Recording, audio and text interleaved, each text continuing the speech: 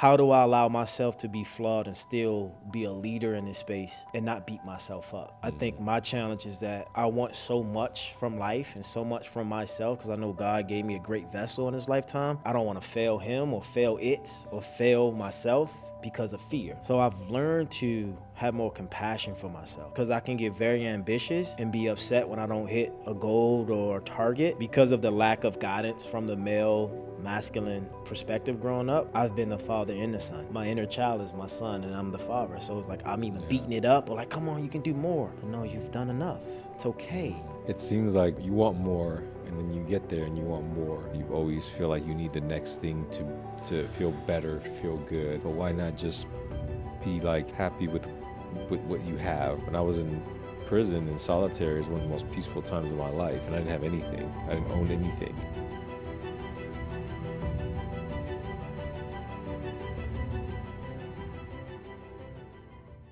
All right, Eric. On my way here, so I'm reading a book called The Creative Act, Rick Rubin. You ever read the book? I've heard of it. It's a great book Haven't read it. for everybody. Even if you're not like a creator type of person, it's a great book. It gets really deep. And I thought about something that I read in there because I always start this podcast off with the quote. So I thought about something that I read in there and I looked it up and I wanted to share it with you and to get your perspective on it. Yeah. See, what comes to your mind when you hear this? Okay. The challenge of being forced outside your normal patterns can lead to new ways of thinking and behaving that open doors never noticed before. What does that mean to you? That's great. I mean, that's the way it's worded. It's just breaking down your paradigm of what you believe is true or right, or what you're programmed to believe, and then going outside of your comfort zone or your neighborhood or out of alignment or out of bounds, out of the game you've been playing in most of your life. Great example, when I came to LA, I didn't come to LA to act. I didn't come to LA to be on TV. I wanted to go to grad school and I wanted to get a business degree, go to USC, UCLA. TV found me, but I was open to it. I had no intentionality. I want to be my first gig ever in LA to make money was a stand-in NBA player, the Zach and Cody show. Wow. Right? I didn't was know Deron that. Williams, Yeah. and I got paid $175 a day. I'm 22 years old, fresh out of college degree, mega cum laude, Yeah. acting. I got a degree. I'm trying to get a good paying job, a salary. Yeah. But because I was open to it, it changed my perspective and shifted my paradigm about what I could become or what I can run into just being in LA. Wow. I never knew that. Yeah. But that's incredible. It's like so fitting to that because you're right. And I think it's important that we are open-minded to new experiences, new people, new things, and not just like closed off in this like narrow way of like life. And you miss so much if you're like that. Yeah. And as soon as I shifted that way of thinking in my life and got out of that narrow way of thinking that I was raised to believe in, everything changed, and it still is. And it's like the more and more you do that, the more expansive your life and everything that comes with that is. Yeah. Right? And I mean, that quote, just to simplify it, I would like to believe that's trust in life intelligence. Today you got on brown, I got on brown. Right? We didn't talk before No. last night, Yeah. but we wore brown. Yeah. I'm here. I know. Well, I did my soul, my spirit say, go, hey, you're going to put Yeah. a brown top on and hot to Yeah. battle. And here we are. So basically, if people can trust life intelligence without their fear on it and just have a direct knowing that something greater is going to happen Yeah. without being constricted because of fear, because that's what happens, why people are not open because of fear. Yeah. Your life can actually change more than what you anticipated. There's a podcast on NPR. It's probably 10 minutes. I listened to it maybe like 6 years ago when I was working at the startup. And it said the industries that do the best usually come from people who are not attached to them. So people who are not attached to the tech world, just say they're in a wellness space, they go start a tech company, they blow up. Yeah. Because they're not attached to the paradigm of that field, so they're not constricted to how it has to happen. They're like, oh, I got some money, I want to invest in a startup. Yeah. But I'm in a health and wellness space, and it takes off. Yeah. Or let's look at the NBA players now. They're starting podcasts, and their podcast is blowing up. Yeah. Cam and Mace, for instance. It is what it is. Their podcasts, they're rappers. Yeah. So it's because they're not attached to that field of work that they have more success, because they're not coming in with their ego. They're trusting, like, okay, universe, here's a deal on the table. We're polarizing. We're viral content creators, supposedly, and now they have an audience.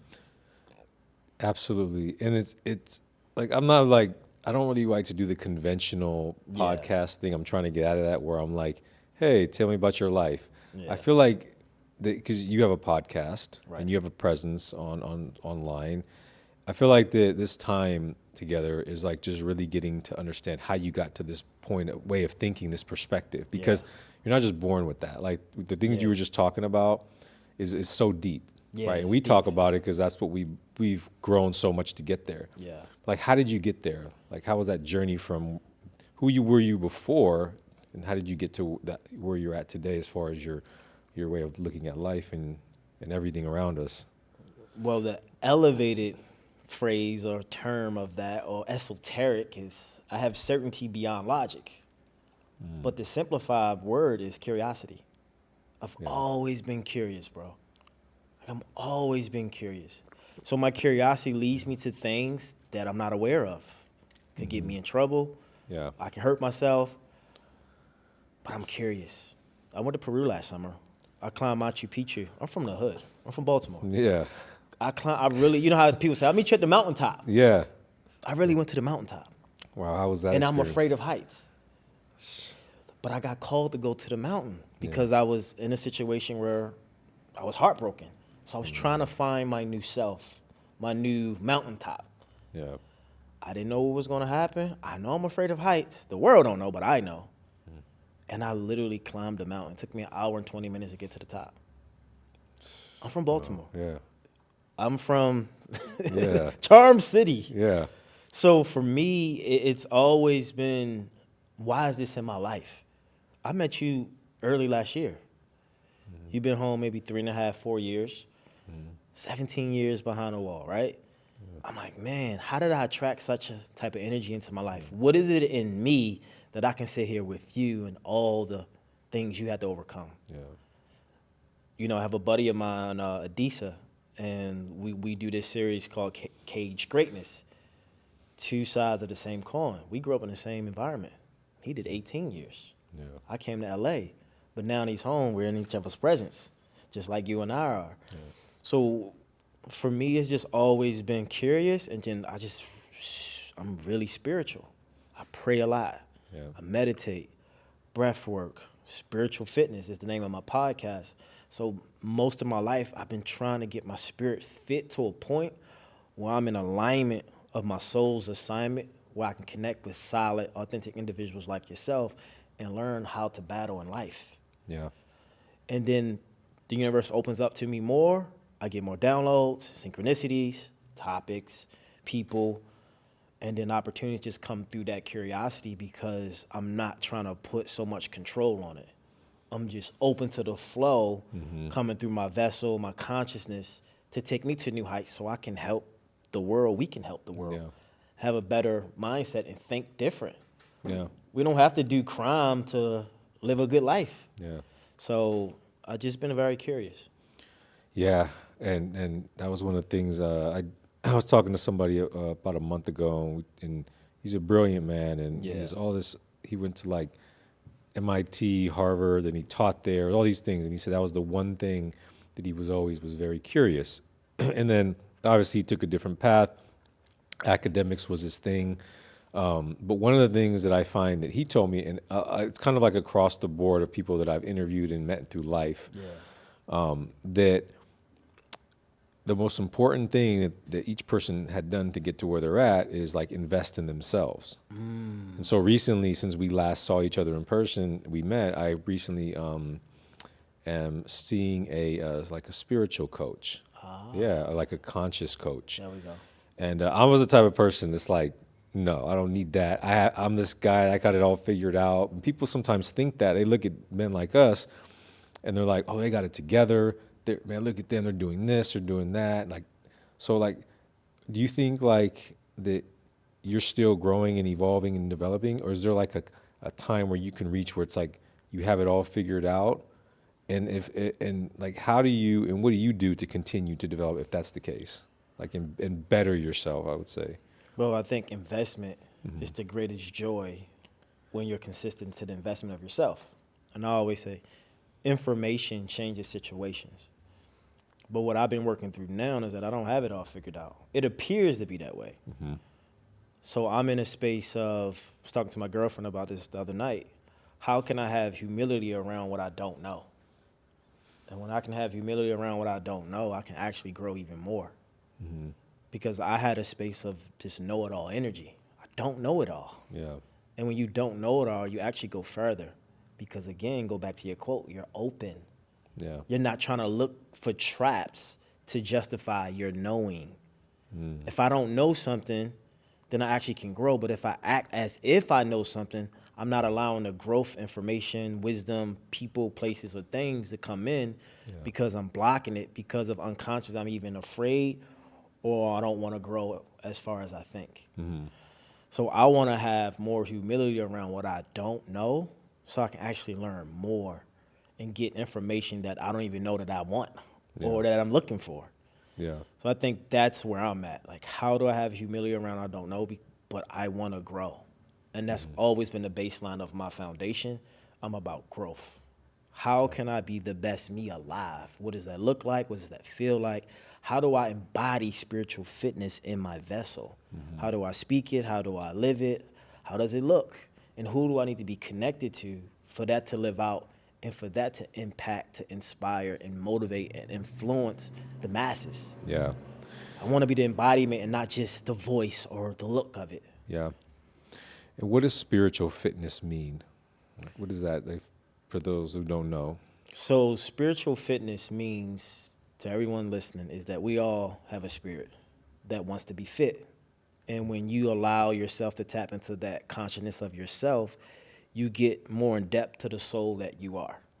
So spiritual fitness in my higher mind is movement, curiosity, integrity, awareness, humbleness, right? All these intangible gifts we have without being in the way so we can get our spirit to be more fit, your intuition, discernment.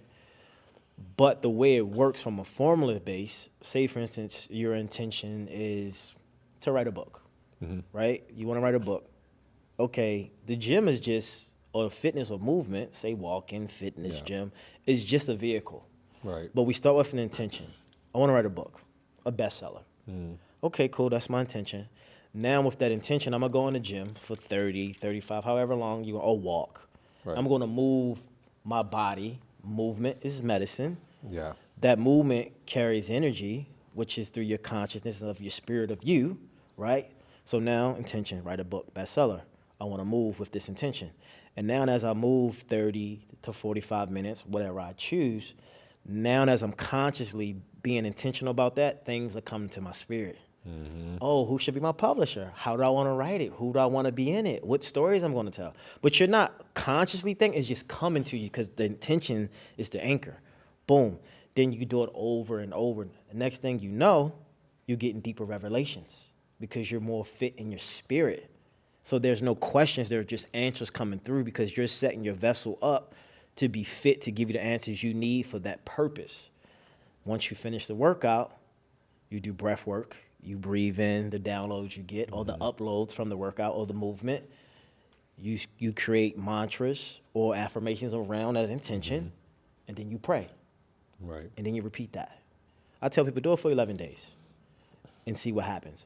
But the main goal of spiritual fitness is for you, us, we, the individual, to have full autonomy of their spirit and not to give it away or give that power away to an authority figure or someone, pastor or deacon or prophet at a church, which is fine, or mom or dad, because my parents might want me to be a doctor. I don't want to be a doctor. I want to be a speaker. But they don't know my spirit is telling me that. My spirit told me to come to LA. My intuition led me here. Not a book I read, not a degree I got. I read the signs about, oh, I need to go to LA. My spirit was fit enough to make a decision, and boom. 15 years later, I've been on TV, wrote books, now I'm here with you. Yeah. But I can't, that's not a tangible thing that I can give someone, I can just tell them. But that's how it played out for me. So I want to teach people, how do I use my vessel? Because everything comes through our body, our consciousness, our soul, past life, trauma, childhood, family, DNA, lineage. How do I use everything that's in my favor, good or bad? Because the bad is good and the good is bad, and nothing is really bad or good. It just is based on the meaning we give it. How do I use that to my advantage to amplify and edify who I am in this lifetime to get to my highest potential? But yet you got to be curious. You have to be willing to do the work. It's not always going to be easy, but spiritual fitness deep down is the fitness of your soul being anchored in you where you trust it. Because most times we know the answer, but we're afraid of it because we haven't built that rapport with our spirit to be fit to know, I'm doing this podcast today with Carlos. Yeah. I'm going to get his book. I'm questioning, oh my God, he did 17 years. I don't know questions. No, this is right. Yeah. Where I'm not questioning my knowing. And I want to get people back into their deep knowing to build spiritual currency so they can trust what's in them more so what they see outside of them. Yeah. Because our eyes are failing us now. And the truth consciousness is back. And we need some type of vehicle, which is spiritual fitness, your body, your mind, your evolution of your soul, the way you see it. I'm just giving you a simplified formula that you can utilize and you can customize it. And then you create your own paradigm of spiritual fitness to you. Not what I say. What does your soul say? Yeah. And and you help people develop that. Yeah. Within Amazing. their consciousness, within their soul. Like I just had a client before coming here, and I said, in relationships, the reason people are not fully embodying or receiving the love they want, because we're been programmed to love people the way we see them, not how they want to be seen. God might think, well, I'm buying you gifts. I'm telling you I love you. A woman be like, well, I'm with quality time, right? Acts of service, physical touch. Yeah. But in your right mind, I'm providing, I'm protecting. But that's not how she received love. That's how you think you should love her. So we're not deeper in our intimacy of that space because we don't have to be. It's no struggle. Because think about it in politics or just life. People only complain or upset when they don't get their way. Yeah. When things are going your way, you're not upset. Right. So what are we talking about? Oh, you're not getting your way, so now it's a problem. Deal with it. So I think the biggest thing is realizing that sometimes when we're not getting our way, as our ego is taking over. Yeah. But our higher self, our higher mind would say, but what am I getting? I'm getting a good person who communicates, who shows up for me the best way they know how. Yeah. You cannot hold someone accountable for something they can't be accountable for. It's like telling a 7-year-old to go meditate and pray. I see you in 10 minutes. Yeah. What? Like you can't. He doesn't have enough information and wisdom, maybe, but mostly no. He doesn't have that wisdom or experience to do that. So we hold people to a standard they can't uphold themselves, or we can't uphold. Yeah. We want someone to love us unconditionally, but we don't even love ourselves unconditionally. So that's the part of tapping into the soul of you, your spirit, to be fit and getting clients. And I was telling her, I was like, your person is loving you. He's not loving you the way you need to be loved. And I said, you don't even know. Because you're making it something else, and it's very simple. Because you never had someone reflect back to you what it is. I said, I see you. Yeah. You're a great woman. More than what your money, more than what you look like, more than what you have. Your heart, you have a great heart. He can't see that because he's blind by what you have. You're even blind by it. Yeah. You can't even see your heart because you're constantly giving what you have to get love instead of being present and accepting that, wow, I don't have to give so much of myself to receive love. I can just be present and love will find me. Yeah. So You said something, something along the lines of that we're coming back to consciousness. yeah, And I had a discussion with somebody the other day about that, and it was like a business networking event, a leadership summit, and I was very just surprised at all of these people in business and leaders that are very like conscious thinking, and they're starting to look at things at more of a spiritual level and working on themselves. And these are executive level people, and I feel the same. Like there's this like shift in the world with like there's more of like a collective consciousness of being. Yeah. And so, do you feel that way too? Like there's something happening and shifting in the world, and if so, like why? Where is that coming from? Like how is that starting? Why is that happening now? Well, the first thing to realize is that we've been sold a lie our entire lives about education, about family, about not lie that makes us go away from ourselves. We were presented something that benefited people who presented it, right? Like if we look at, I think it's the Prussian model. I think the Rockefellers created it, the Board of Education. It was to create factory workers. We went to school to go work for someone. Yeah. We didn't go to school to have our own autonomy or ownership over our minds, or to be designed to know what we want. We want you to come work for us, so I'm going to send you to school. But we don't know that. Now, because of social media over the years has been planting seeds in the universe to expose the truth that's been hidden for so long. So now people are like, whoa, they're polarized by these celebrities, these people that have been in power. And here's the thing. There's a frequency behind everything we see. So I'm speaking, you're speaking. This podcast has a frequency behind it. We can't see it. So whatever frequency is coming behind someone that's powerful, now that the truth is back, all their fallacies and flaws are going to come to the surface. Because authenticity and empathy is what people want now. Because our eyes have been sold lies. Most people go off what they see and not what they know. So we no longer believe in as much as we see the way we used to. Yeah. Because we don't care how many followers you have. We don't care how much money you got in a bank account. We don't care who you know, how many movies, book, brand deals. Who are you? Yeah. Can I relate to that? Are you vulnerable enough? Are you relatable? Can I trust what you're saying? Oh, you lying. I can feel it. It's frequency. Yeah. Because over time, we've been conditioned to see things. Oh, look, he twitch. Look his body language. Yeah. Oh, she's lying. We want the truth, because when the truth sets you free.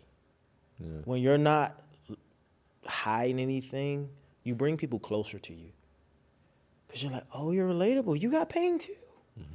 You had demons and dark days. Oh, you cried? Yeah, I cried. Now, shoulders drop. Wow, tell me more.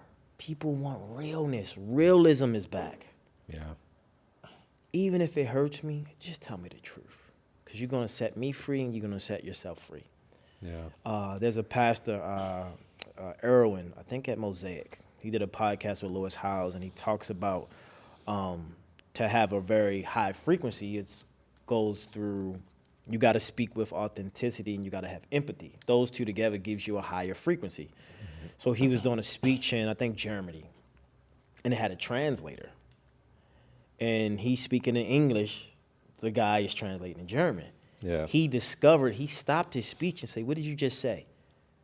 He's like, I said what you say. He said, no, you didn't.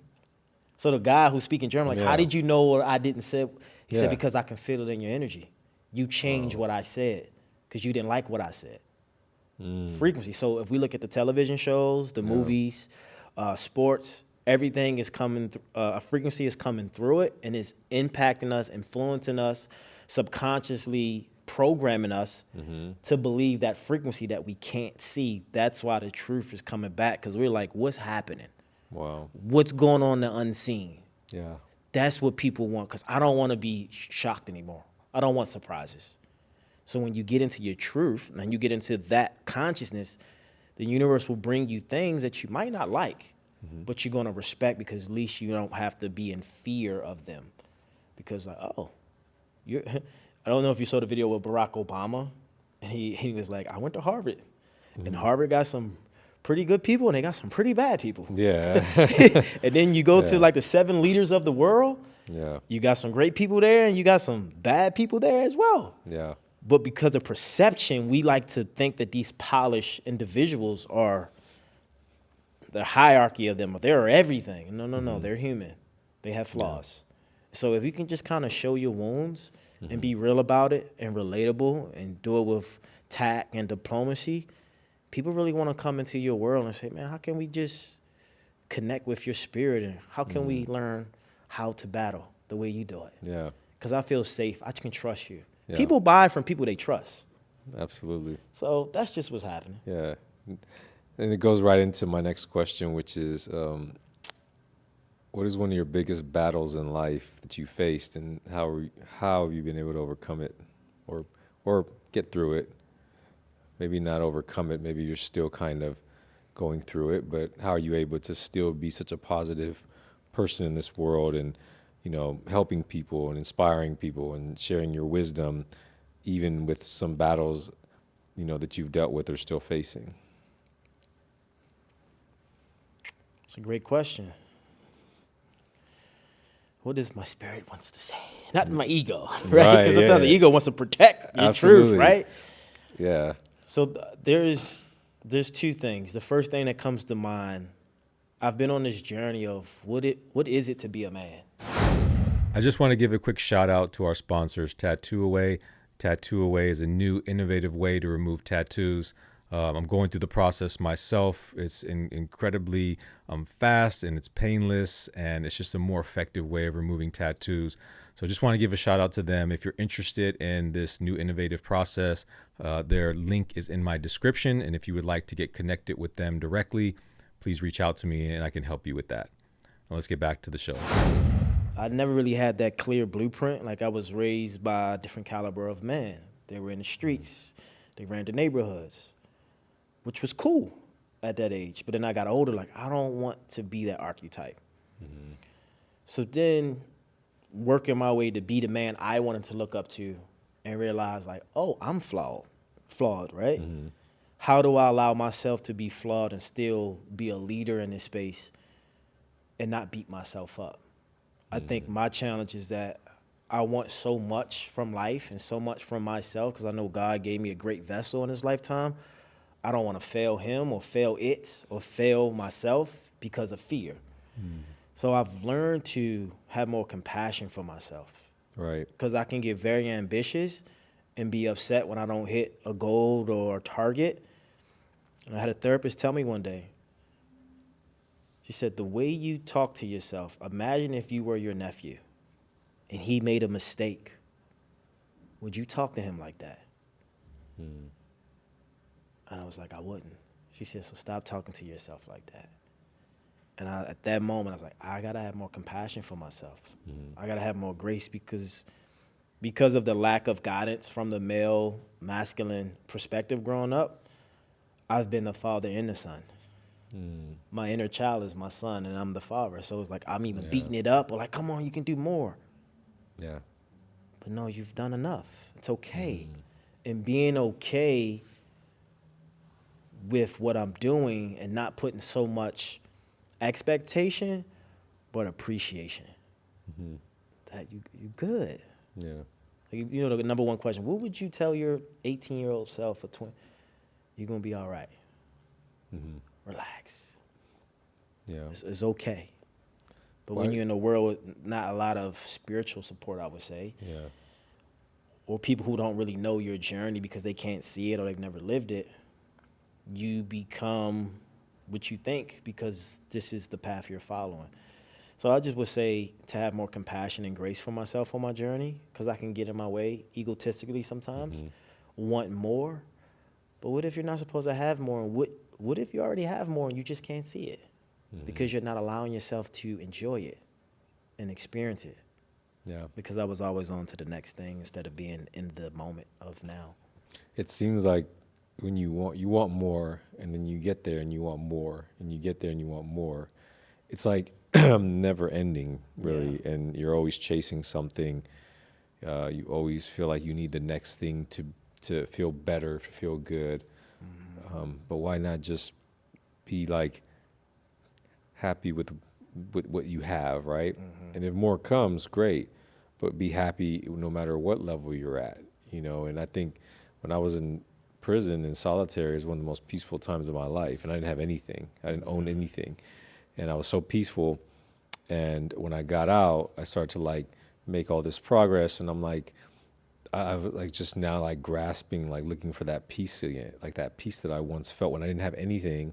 But now I have all this stuff and all these opportunities, and I'm like wanting more and more and wanting to like, you know, do more. And I justify it because I'm like, well, if I do more and I get more, then I can help more people. But if I don't help another person right now, then I've done something. But it's hard for me to acknowledge that because I'm like continuously like, I'm not done. And I feel like a lot of men go through that. A lot of men have a lot of pressure.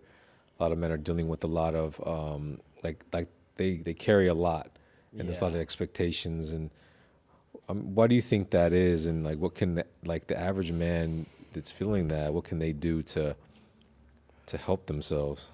Well, I think the number one thing that we have to do as a species, and especially men, is to have radical acceptance of where we are. I mean, you did it. Yeah. You went to prison. You had to radically accept your position to get where you are. That allow you to have bandwidth to, okay, this is where I'm at. How can I move forward? And I don't want this to sound, I don't want people to feel bad for the man's psyche or what men go through or grow through.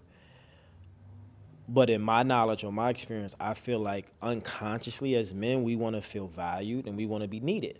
And I believe if you're not bringing value to the world as a man, no one cares about you. I mean, it's a harsh statement, and I hope that frequency doesn't come very, you know. I want people to understand it from a context of, it's not that you got to be the greatest, you got to have all the money, you got to have all the fame, but we don't feel like enough if we're not adding value. We want to give, we want to take care, we want to nurture, we want to create, we want to build kingdoms and help. Why do we go to the gym?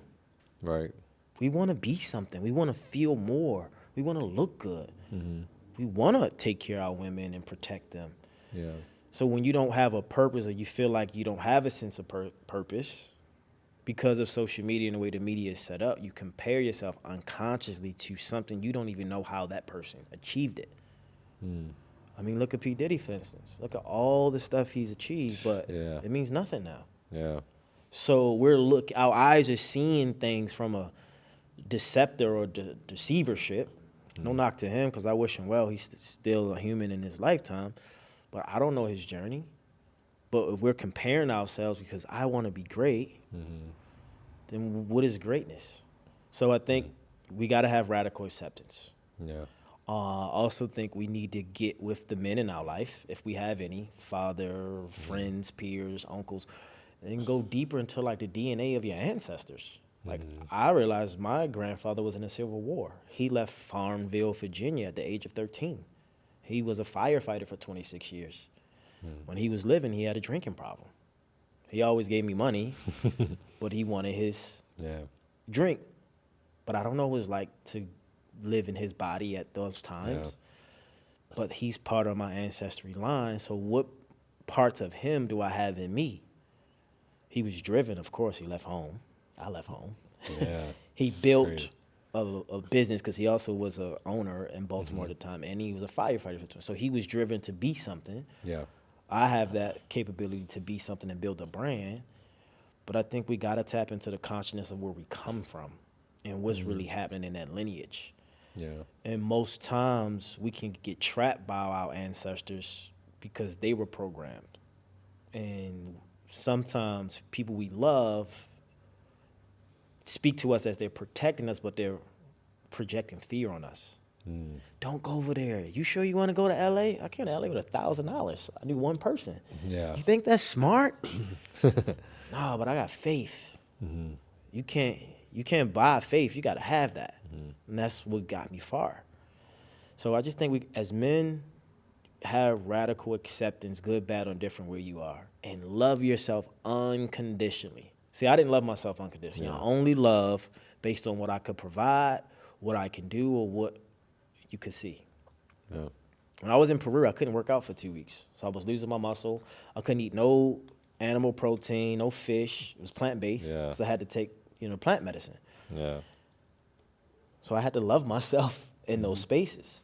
So I think those things are very important, and start with radical acceptance. Just good, bad, or different. Just accept yourself. Don't beat yourself up. Don't blame yourself, and get to the root of your life. And not, we like to do branch work. I like to do root work. Yeah. And there's a guy, I forgot his name, he's a pastor. He says soul work is slow work.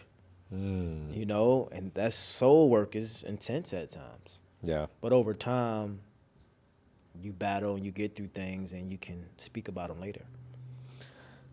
And what do you think? Because you mentioned, and there's probably people out there that are thinking about this. Like, you came to LA with $1,000, right? Yeah. Starting new one person, and I got out of prison with $200 in my pocket and was forced to be in LA Yeah. with and only really knew one person as well. And then we built this community. We built people in our lives of importance in this new place. Even though I'm from LA originally, but 17 years, it's a whole different world. Absolutely. Right. So it's for the person that is wanting, they're feeling drawn to make a move like that, just go somewhere else. Maybe it's not LA, maybe it's somewhere else, and just start over and just pursue a dream or something. What do you tell that person, that young person that may be should I not? What would you tell them? Well, if I'm being transparent, the reason it was an easy decision and I had so much faith is because I didn't want to be in Baltimore. It really wasn't about what I wanted. It was about what I didn't want. I didn't want to be in an environment, the negativity, the violence of Baltimore, if I get to the root of it. So I had way more faith not being in Baltimore Yeah. than I did moving in LA.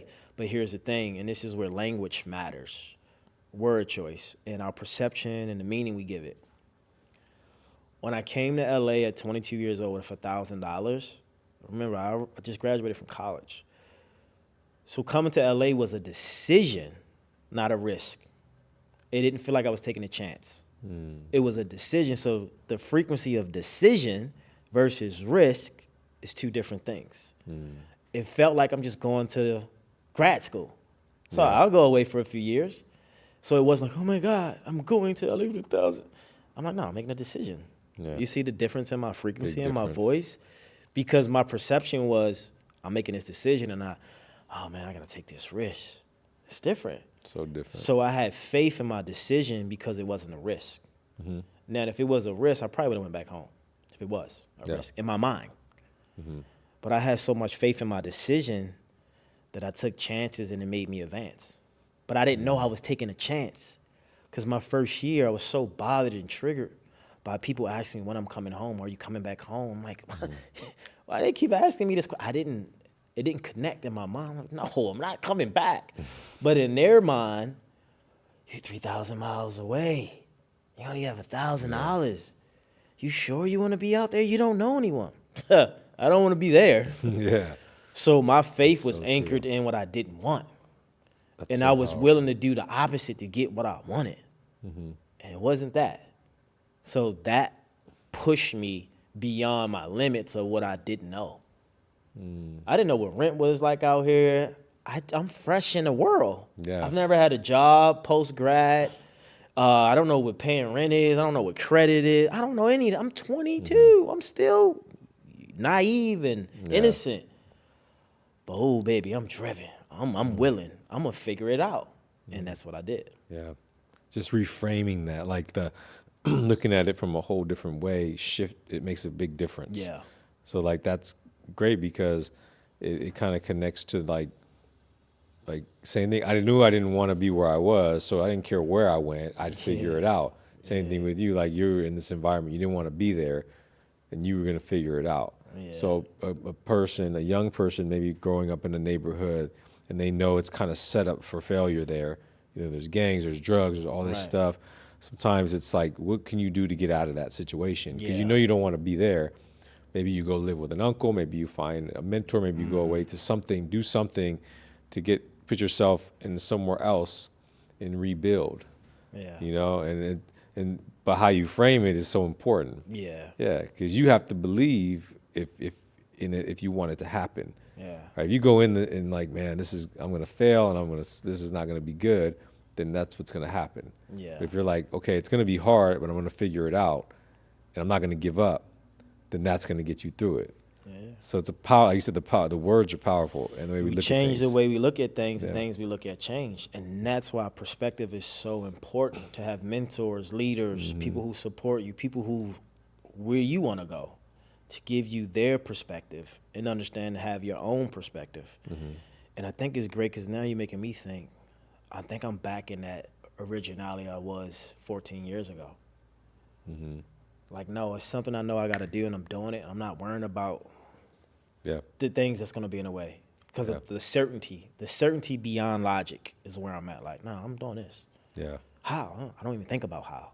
Well, you have to. Says who? Well, no. Yeah. I break rules. Yeah. Not rules literally, but Yeah. that's the world rules of how we should do things. I don't believe in that for me. Yeah. Same. So, Absolutely.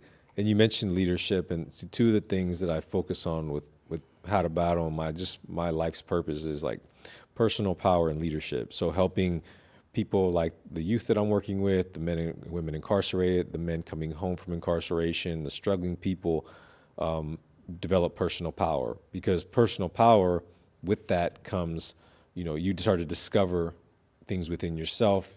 You're empowered, you're more confident, you're more equipped to go out and do what you want to do in the world. And then the leadership aspect is working with people who have a strong sense of personal power. They're already in leadership positions, or they're managing people, working with people, helping them to become more compassionate, human-centered, more conscious of what they're doing in that position of privilege. And the leader it doesn't need to be a title. It could be a mother. It could be a father. It could be somebody that we see every day that like represents what that means, right? So those are the two things that I really focus on in my work. And so for you, like, what does that mean? What does personal power and leadership mean for you in your life, and where does that fit in with you? well, personal power comes from, for me in my personal life, what empowers me. What empowers me is my energy and what I'm here to do. So I feel like I owe it to myself and the world I serve to empower myself in the spaces that I feel alive. I think the challenge for most people is that we have power around things we love to do, but then if we don't feel like we can make money doing it, we stop empowering ourselves. So then we lose our personal power. Then we go to leaders, people who are in position, and we take everything they say for face value as if everything they're saying is of God. Not true. So for me, and when you were speaking, I was like, the ego came through. And I was like, this is why sometimes in personal power, you got to have a little ego. Not an ego in a like brash or negative way, but in a way to clear out the things that's going to come in that doesn't benefit your power. If a person's never done it, of course they're going to say, you got to think about that, young man. That's not going to work your way. The world doesn't work like that. Well, look at the Gen Zs and the Gen X. Millennials wasn't trying to own homes and get married and have kids. But why? I don't know. So there's a thing in life where, I'm always big into stories. I always say stories help you win in life. People's stories, your story. So there's a story about Kobe Bryant and Matt Barnes. So a former buddy of mine who used to cut my hair, celebrity barber, cut Matt Barnes' hair when he was in Sacramento. I think Matt Barnes was a rookie, and he played Kobe Bryant his rookie season. And he was playing Kobe like the best way he could play him. Like, I'm talking about, and Matt can hoop, he can play D. Yeah, he absolutely. And he was asking Kobe, he was like, how do you do it? He's like, I know it's going in before I shoot it. But by the way, that's the best defense you probably ever played with, and that's not going to work.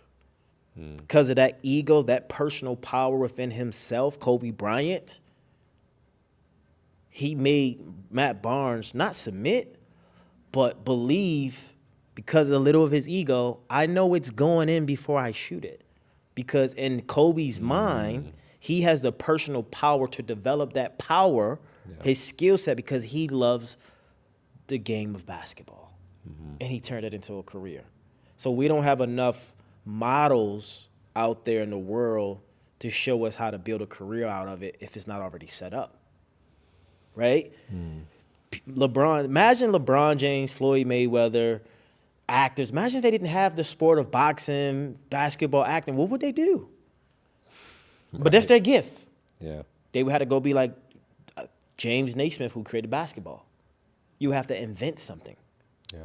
And people don't want to empower themselves to do something that's never been done because of fear, judgment, or they don't have the energy. Where some people, like, I'm going to create this. Yeah. And they do it. So some people they have that personal power and will to do that. So my personal power comes from what I love to do. I love being healthy. I love being vibrant. I love helping people. I'm passionate about it. Yeah. So I'm going to go read every book. I'm going to go get all the information. I'm going to look up astrology, numerology, human design. I'm going to get with great thinkers. I'm going to empower myself because I love helping people. Yeah. And then eventually I'm going to be empowered, and then I'm going to become a leader with that power because of all the research and information I got. So now I have to lead because I have too much information not to. Yeah. So like the universe is like, no, now go tell the story or give the wisdom. Yeah. Or else. It's like I'm submitting to what I know because I don't have no choice. Yeah. So, if you can empower yourself in the things you love, that's how you stand into your power, and then you will become a leader because it's authentic. You're not doing it for likes and clicks. You're doing it because you're already empowered and speaking on a mic. Yeah. How to battle. This is what you've been doing your whole life.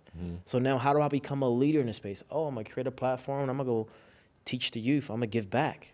Boom, there you go.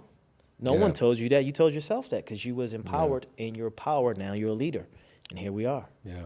I often tell people, like, because there's always this thing like, if would you do what you currently do if you weren't getting paid for it? Then that's like your purpose, right? Yeah. But I that's a saying that goes around. But there was something I tell people is like, would you do what you do now if you were in prison and nobody was there to see it, but you were just doing it in an environment where you're getting no recognition for it really, except you're just doing it because it comes from an authentic place. Like I know people in prison that play basketball, like they could be in the NBA. Yeah. And there was actually this program that used to come in with like ex-professional basketball players would come in and play the guys in prison, and the guys in prison would win. Wow. That's how like the gifted Where's the people cameras are. on that? I would love right? to see that. But there's no cameras, there's no there's nobody there like taking pictures, posting it. It's just like two groups of people in their purpose, what they love to do. They would do it anywhere. These people would come in and do it in prison. They'd do it on the court. They'd do it in professional. And the men in prison, they would do it in there and they would do it out here. Yeah. And then when I started to do my work and working with people and helping people in those small groups, there wasn't no like people recognizing that. Anything, it was frowned upon. People were like, what are they doing trying to better themselves? But the feeling that I got, me feeling like this is my calling is why I came out and continue to do it and just do it in different ways. Yeah. So do you feel like everybody is born with a gift? Yeah. Like every individual has a gift? And if so, how does one uncover that gift? Or is it meant for everybody to uncover it? Yeah, so I can't say that it's meant for everyone to uncover it, but I believe everyone has a gift. But the amazing thing about your gift, when you tap into it, you could be in prison, you could be anywhere. You can be in a place where people don't accept it. If you're really attuned to that gift and you work on it and work within it, because of the frequency again, or the energy or the vibration of that gift, people have to submit to it. You ever meet someone and you like, dang, something about this guy. I got to listen to it. I don't even know him. Because energy and vibration holds a frequency within things that you have no choice but to listen or feel it. I mean, you've been around some of the coldest, toughest people in the world. Guys that have done like some really bad stuff, but they get in front of certain people, they submit. Yeah. Because that vibration and that frequency is real. And I believe that when you have a gift, because we overanalyze, what is my purpose? What's my purpose? It's simple. What do you love doing without thinking about it? I love cooking. Okay, that's part of your purpose. What do you love about cooking? So just cook for years or months. Next thing you know, would you love to come on my show? And we love your cookies. It's your purpose. Yeah. You're good at creating something that you love. Or I love cleaning sneakers. I know a guy, shouts out to Soul Hu, out of North Hollywood. Like, this guy cleans sneakers. And they look better than when you get them out the store, right? Yeah. He made a business out of it from cleaning sneakers. That's a gift. That's a purpose. Yeah. And I think the money aspect stop us from tapping, because that's really part. I believe your purpose is really attached to your creativity. Something that opens you up to be more in your creative flow, your inner child, your joy. Like, remember when you playing basketball and like it's fun. Like, it's not like, oh, it's hard to play. Like, or imagine someone who's a relationship coach. They probably just love being in relationships or getting girls or speaking to men. Like, they just, it's a creative flow that they turned into an excitement for a business. So I believe everyone has a gift. It might take some of us longer to get to it, or your gift or your purpose can destroy you. Because I know guys who live in their dreams and they're in extreme pain. I know a lot of guys who played basketball overseas, made good money, and it brought them so much pain because they didn't know that it would do that. Yeah. Just because you live in your dream doesn't mean you're fulfilled. And the fear of that, look at the boxer Gervonta Davis. He's from Baltimore. He wants to do therapy, but he don't want to do it right now because he still want to be a dog or animal in the ring.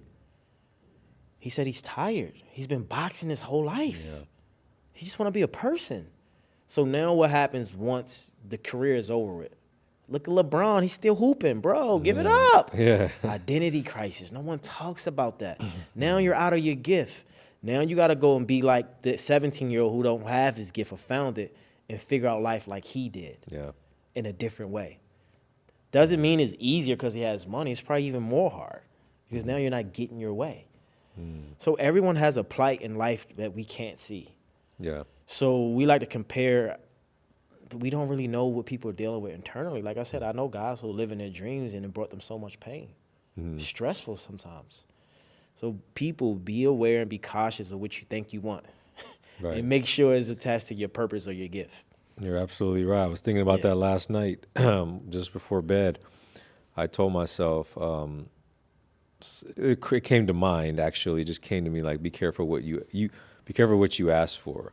And I asked for everything that I have now. I asked for this at one point in my life. And now I'm getting it, and it's beautiful and it's amazing. But I didn't think about all of the other stuff that came with that. Like the pressure, like having all these responsibilities, people relying on me, like people coming to me, as I'm sure they are, you with all their problems, because now you're this guy who has it all figured out. So like that carries, it's like you don't think about that. You just think about the good stuff. Yeah. But that's where the purpose and the passion comes in, because you have to love it so much that even with all that, you're still going to do it because it's just, you love it. So it's like never going to be perfect.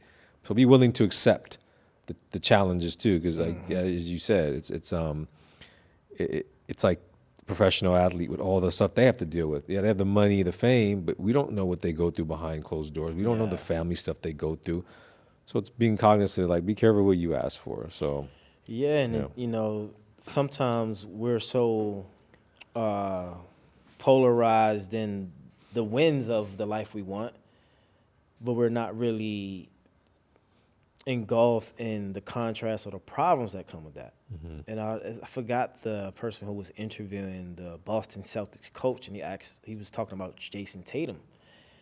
He's like, do you think Jason Tatum was receiving a lot of pressure and a lot of criticism about being an MVP? He's like, no, he gets to have criticism. He gets to do this. He asks for this. And so the guy in the video was like, I want all the good problems because I asked for this.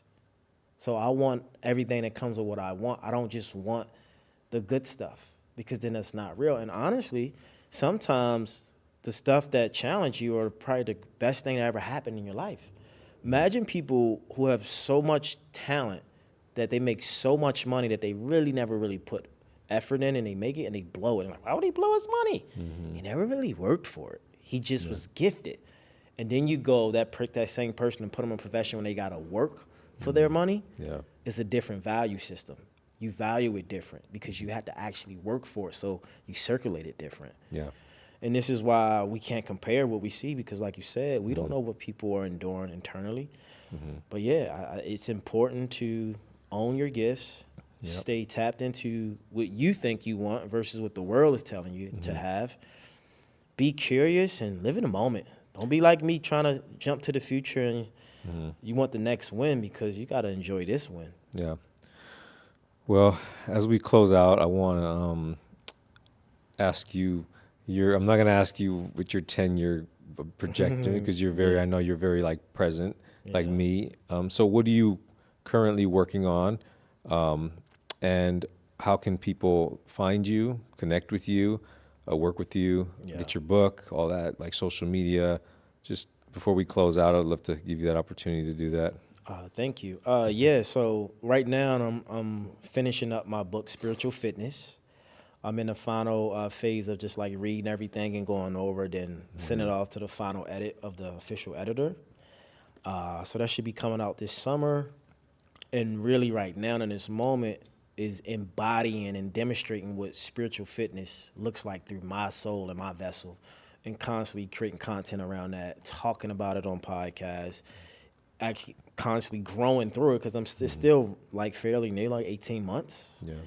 And just building it out in the world to give people examples of what it's like for them to be in their spiritual fitness.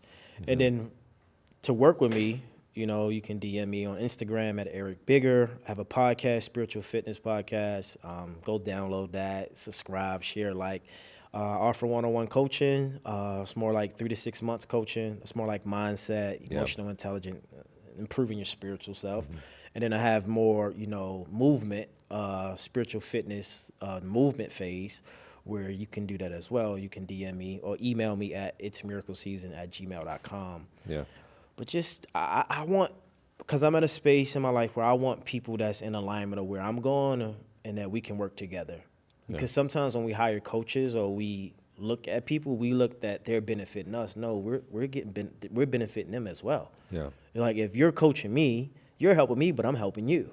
And that's how we got to start looking at the world. Like just because we have have followers or I look a certain way, I'm no better than you. We're helping each other. Yeah. So I want people to know, like, come on my Instagram, Facebook, TikTok, Eric Bigger, and connect with me. Just build a rapport. Like you ain't gotta buy anything. Just see if you like my energy. You might not, right? I want people to be authentic because there's a space in the coaching industry where all these people say, I can help you make all this money. And it's like, you don't even know me to tell me that. I don't want to just take people money because they're giving it to me. I want people to be in alignment of what I'm giving them to want to share space and time with me. I want it to be authentic and genuine for them as well. Because if we're both sharing our energy and it's cohesive and it's working, we help the world outside of us. Yeah. And that's divine alignment, and that's spiritually fitness and being spiritually fit within self. Beautiful. Yeah. Thank you, brother. Thank Appreciate you. you.